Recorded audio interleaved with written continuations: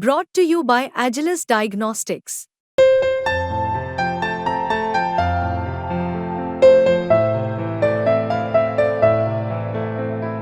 Agilus Diagnostics.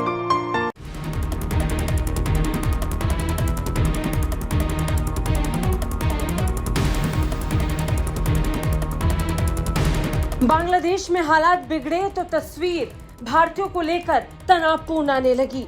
Bangladesh में भारतीय मौजूद हैं और भारतीयों को लेकर पूरे देश को चिंता है।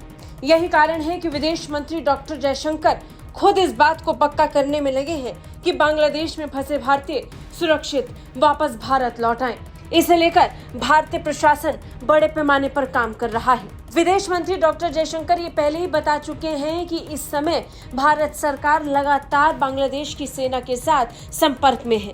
बांग्लादेश की सेना से संपर्क साधकर वहां फंसे लोगों को लेकर जानकारी हासिल की जा रही है। तो द न्यू इंडियन एक्सप्रेस की रिपोर्ट के मुताबिक राजधानी ढाका में भारतीय उच्चायोग और चटगांव, सिलहट और खुल्हन में सहायक उच्चायोगों में करीब 500 भारतीय काम करते हैं।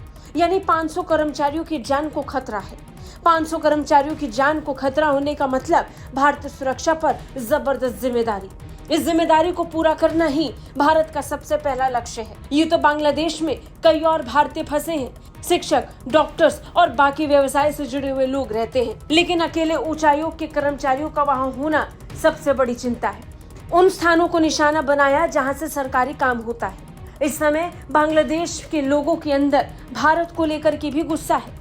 बांग्लादेश की प्रधानमंत्री शेख हसीना भारत में मौजूद हैं। इसे लेकर कुछ गुट प्रोपेगेंडा चला रहे हैं और इसी प्रोपेगेंडा के आधार पर हिंसा हो रही है। नतीजन उनके रडार पर भारतीय उच्चायोग भी है।